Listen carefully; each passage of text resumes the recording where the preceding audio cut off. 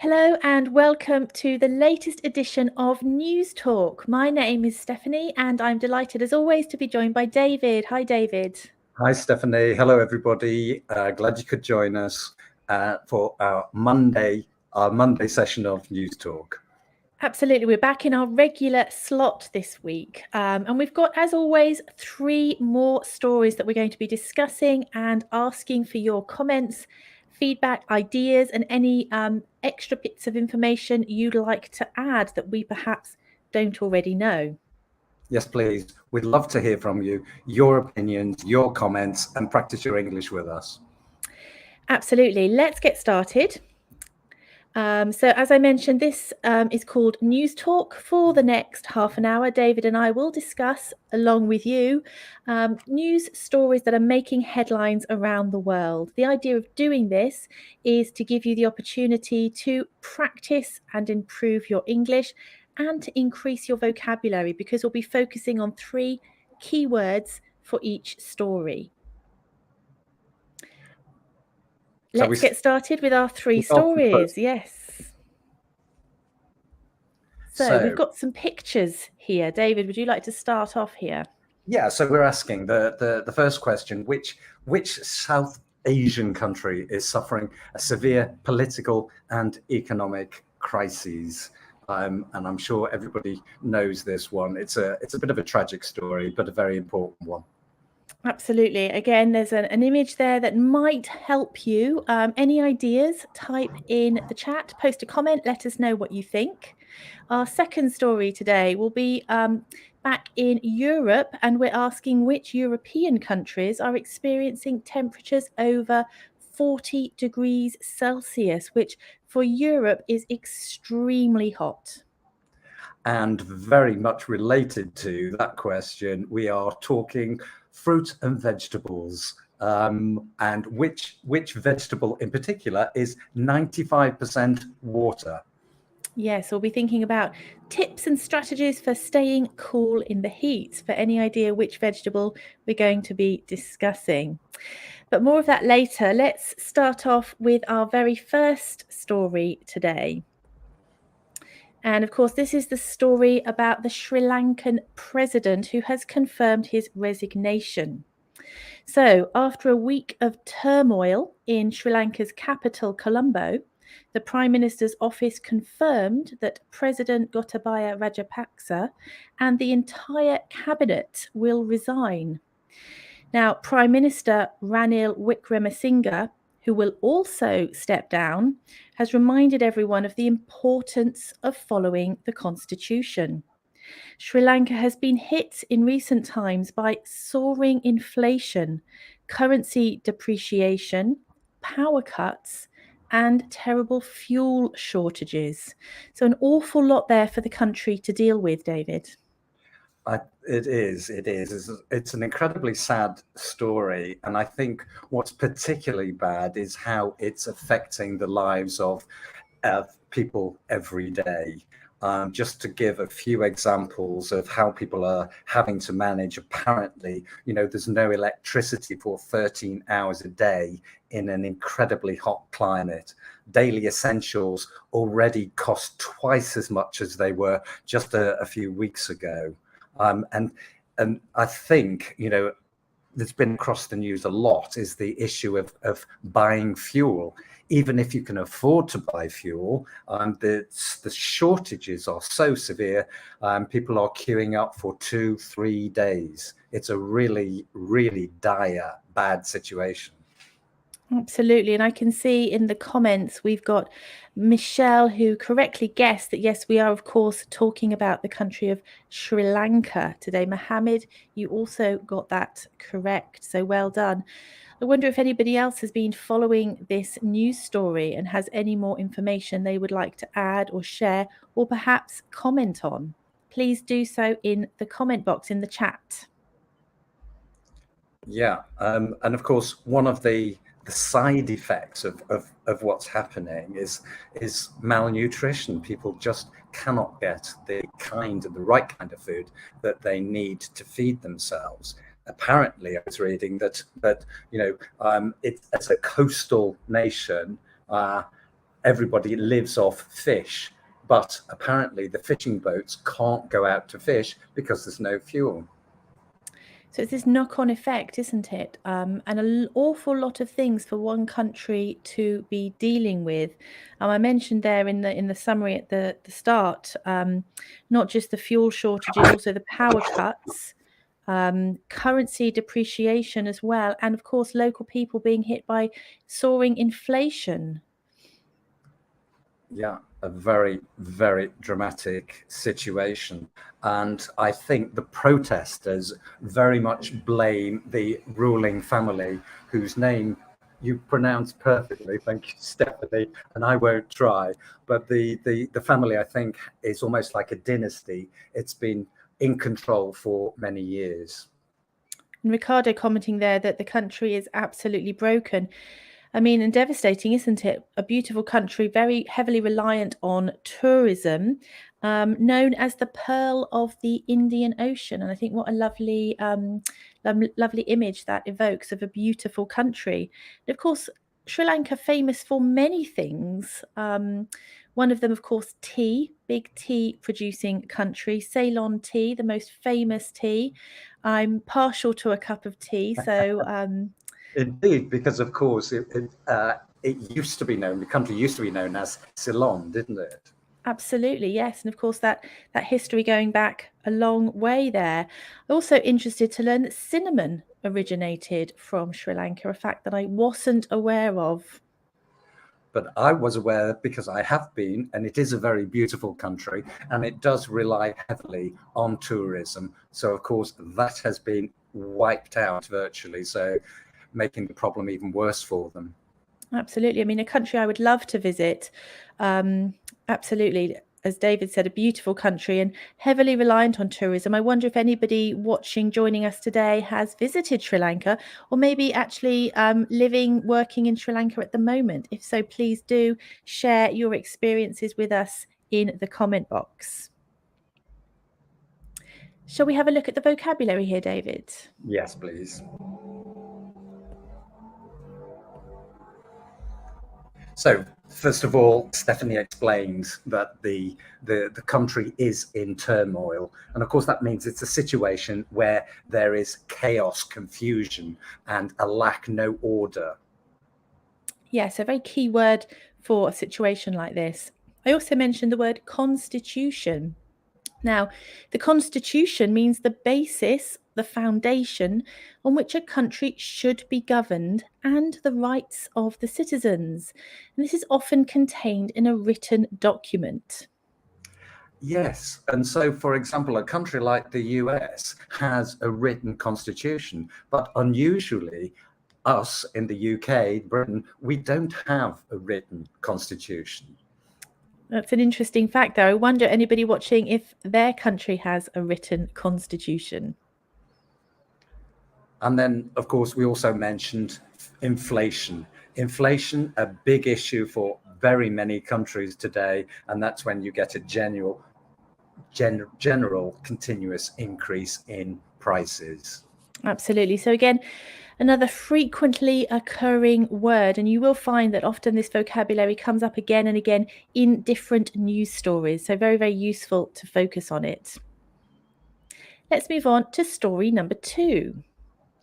So this time we are looking at, and I'm sure very many of you are familiar with this story, this scorching heat wave that has been passing through and covering European countries.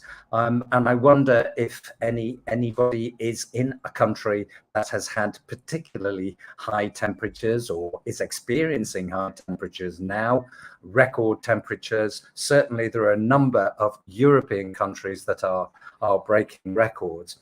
And this story is really about the effects that the heat wave has been having on countries, causing these wildfires, which have raged across a number of countries. And firefighters have been battling to put out the fires, and I think often losing the battle. And the countries in particular that we will talk about a little bit more are countries like Spain, France, Italy, Portugal. And the temperatures are still very, very high across most of these countries. They are expected to peak, I think, during the course of this week, and then hopefully it will get a little cooler. Absolutely. And I've heard recently that, of course, Greece is also now experiencing wildfires as well. So the problem's certainly not limited and is growing at the moment. Yeah, and thank you for Renata Mohammed just referring back to the previous item about the referendums and constitutions. That's really interesting to hear. So Renata's saying Poland has the constitution as the first country in Europe. Very interesting. Thank you. Absolutely. So returning to the climate, apparently this issue of the heat waves is sparking wildfires. So wildfires are those fires that catch hold very quickly and then spread very quickly because the ground is so dry, the trees are dry, and so they spread quickly, and it's almost impossible to put them out. And particularly, I think, in countries like, as I was saying, Spain and Italy and Portugal, it has caused massive problems. And even, of course, in countries like our own, Stephanie, we have experienced for the first time temperatures above 40 degrees, which is an absolute record. And I think the thing is here, obviously, it's all relative. Obviously, depending on where you're watching, your country will have different extremes. But for the UK, over 40 degrees is an extreme temperature. And of course, in Europe, one of the main problems here, I think, is that the wildfire season is starting earlier because, as Shirley's just mentioned, climate change is causing the weather to get warmer much sooner. Portugal, for example, had the warmest May, and in May, 97% of land in Portugal was classified as suffering from severe drought, and that was as early as May. So very early for these wildfires to start, and then of course they've got the whole summer to get through. And talking about drought, I read that in Italy, the longest river, the River Po, is experiencing its worst drought in 70 years. And the problems that cause with irrigation and crops, of course, is devastating. So I wonder if anybody watching has experienced any effects of climate change where you are. Have you noticed temperature increases, for example? Is your country suffering from wildfires or drought? Sorry, David. Yes, no, please.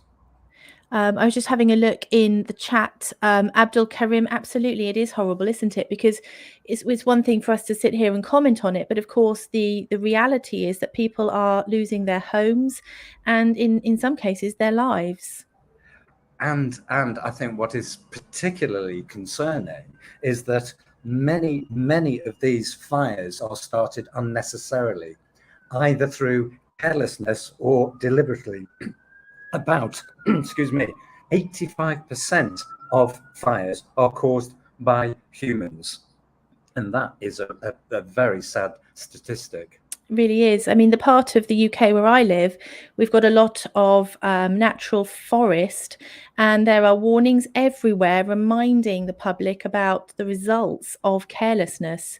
For example, not having barbecues. If you do smoke, making sure that you put your cigarette out in a safe place and you don't just toss it out of a car window, for example. So authorities really trying to remind people to be very vigilant and alert to the dangers and how quickly a fire can start.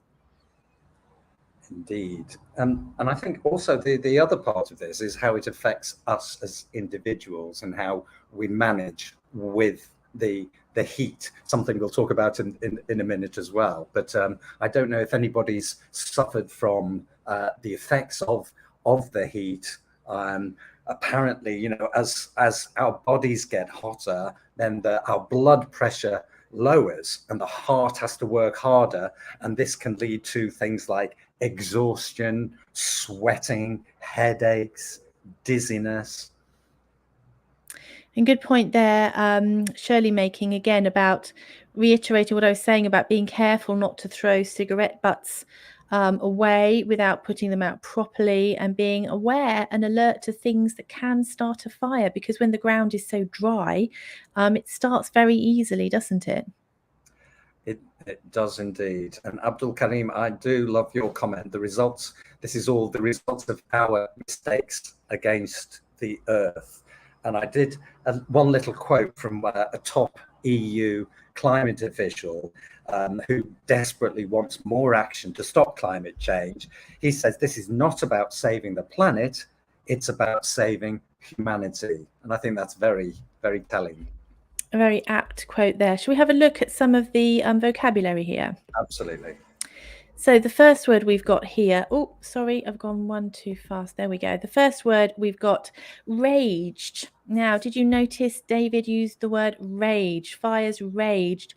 Really dramatic language to explain how they burned fiercely. And remember, often with headlines, the words used are very evocative, they're very dramatic to really convey that sense of what's happening. So not just the fires burned, but the fires raged.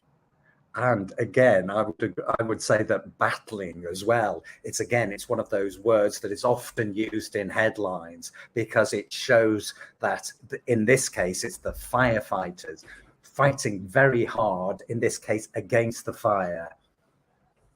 And our final word here, again, a useful word that we can use in many different contexts, peak. Now, if something peaks, it means it reaches the very highest level.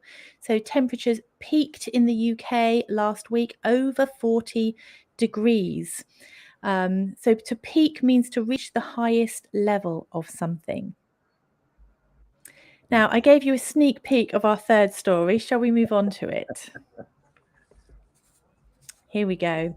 So rather aptly, we're talking about foods to keep you hydrated on hot days. Of course, dehydration is very common in the summer months when temperatures are higher than usual. Now, we have been recommended that there are 4 healthy and delicious foods that we should add to our diet in order to help keep us hydrated. And we asked you to guess what one of them might be. 3 of them, I shall tell you, are watermelons, cantaloupes, and oranges. These are all very good for hydrating us because they have about half a cup of water in them. And in addition, they are rich in vitamin C.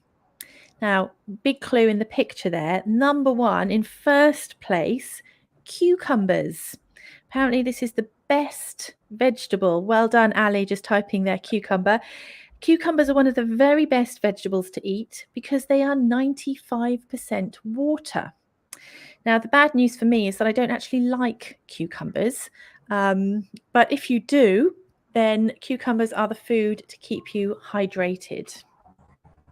So to finish, we're doing something a little lighter than the other 2 items. So we are talking fruit and vegetables here. So yes, we've identified cucumber as one of those vegetables that contain a massive amount of water in them.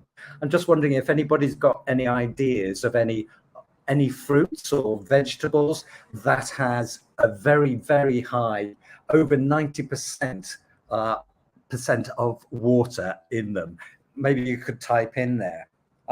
What would also be interesting is if anybody's got any advice for me and for Stephanie about how to keep hydrated, how to keep cool on these hot days. What would you suggest, especially if you live in a hot country? Yeah, very topical at the moment. I mean, lots of the media in the UK giving advice for what we should do. Apparently, sitting and soaking your feet in cool water is a good strategy. And I can believe that actually might work as being very refreshing. Okay, I'm going to ask Stephanie a question, and you might like to help her. This is about which vegetable has the highest percentage of water out of these 3. We've got cucumbers that we know Stephanie doesn't like. We've got lettuces, and we've got celery. So Oh, which of those three do we think has the highest percentage of water? I'm going to guess celery. And it's also something I don't like. I like lettuce, but I don't like celery and I don't like cucumbers. Well, the real answer, according to my sources, is the correct answer is lettuce. Oh, that's good news for me. It is. Lettuce apparently has 96% water, whereas cucumber and celery have 95%. I'm So they're sure still all very good. very interested in that. But what is good is they are all high in vitamins, which is essential for us. Going back to the tips for staying cool, I also read that mint. Now, mint apparently is very good for us. So drinking mint tea or perhaps eating mint flavored sweets is something that's going to cool us down. That kind of makes sense to me, I think. Do you know anything that you shouldn't eat or drink? Food and drinks that you should avoid when it's very hot? Well, I would have said spicy foods, but actually I think spicy foods possibly do cool you down because they encourage you to sweat, which might have the effect of cooling the body. So if anybody feels they'd like to help, a food that we shouldn't eat in the hot weather? Food or drink? Food or drink? Well, alcohol for sure. Definitely. Alcohol is the biggest no-no. You should definitely avoid alcohol in the heat. Does anyone have any ideas? Please help me out. Type in the chat. I'm not sure about the food. I mean, I'm guessing it's possibly things like, I don't know, meat. You shouldn't eat meat. It is, I think it tends to be, it tends to be food with high levels of salt.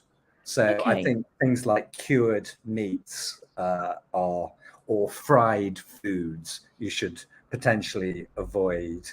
Yeah, I think possibly, yes, carbohydrates, as Ali says. And certainly in terms of drinks, what you should avoid are sugary drinks, so sodas, different types of sodas, because apparently they actually draw water out from you rather than giving you the water you need. And coffee apparently is a diuretic, so that is not I going love to be coffee. So I'm not going to be good in hot climates. I like the things I shouldn't have, and I don't like the things I should have. Well, that's possibly just as well that you live in the UK then, Possibly normally, is. isn't it, Stephanie? Possibly is. Now, David's not going to escape with the facts today because Oh, I've no. actually got some facts that I'm going to ask him about cucumbers. Okay. What I'd like to know, David, do you have any idea the largest producer of cucumbers in the whole world? What would you guess? The country that produces the most? The largest producer of cucumbers. Anybody got any ideas? If it's your country, please type it in now to help me. And as a disclaimer, I will say my results were found on Google. So if you feel like it is your country, I do apologize if it's not the answer I have. How about if it's forced rather than natural? I'd say a country like Holland. It's not in Europe. No, we're talking. Oh, look, Ali agreed with me. Ooh. Thank you. Wilson says India. That's Further interesting. east. Further east. Further Big east. country, further east. Thailand. I'll reveal the answer. China. China produces 80% apparently of the world's cucumbers, followed by Iran and then Turkey. So I would not have guessed myself had I not researched those before. No, but I'm quite happy because I do enjoy cucumber. And another interesting fact just before we finish, there's the expression as cool as a cucumber. I wonder if anybody's heard of that expression. And apparently that comes from the fact that there's a 20-degree difference in temperature between the inside of a cucumber and the outside. So even if your outside is hot, if inside you are feeling cool, then you are as cool as a cucumber. Wow. Thank you. Thank you for that. And if you want to stay as cool as a cucumber, here are some other ideas. We've talked about skipping or not drinking alcohol. Of course, you should close your shades or your blinds or your curtains. I think somebody mentioned this, use fans to circulate the air. Wear loose clothing, of course. Take cold showers. Why not? And my favorite one is relax. Relax. Don't work, relax. See, that's the thing. I think hot weather's fine if you're by a pool and you're not working. You can just relax. But when you have to put on your work clothes and go outside and get to work, that's when it becomes tricky. Oh, good. And just one final bit of wisdom here from Shirley. Sunamono, I hope I pronounced that correctly, is delicious, and that's also made from cucumbers. We shall have to try that. Absolutely, yes, something to try. Thank you there, Shirley. So let's have a look at the vocabulary before we finish. So Stephanie talked about dehydration. Again, D as a prefix, dehydration. So that means not having the correct level of water in your body. And so that can cause health problems. Our second word is an interesting one, diet. Now, we sometimes use this word to go on a diet or to be on a diet if you are restricting your intake of calories. But diet can also be used to mean all the things you regularly eat or drink. And I used it, if you remember the sentence, there were 4 healthy and delicious foods to add to your diet, the things you regularly eat and drink. Yeah, and indeed. And it's quite often said that the best diet is, in fact, the Mediterranean diet because of its balance of fruits and vegetables and fish. And then the final word there was vitamin. That's a natural substance which is necessary for the health of the human body. And fruit and vegetables tend to be rich in different vitamins, particularly vitamins B and C. So thank you very much again for joining us. As always, these stories form part of our newsflash series on the site. You can go and watch the videos, do the exercises, practice your English, and most importantly, please do come back next week when we will have another 3 topics to discuss with you, and hopefully you'll give us some wonderful comments again. Absolutely. So we'll be live same time, same place with 3 brand new stories that we don't know what they are yet, but we will be sharing them with you next week. So please do join us and we look forward to seeing you then. Goodbye for now. Bye-bye.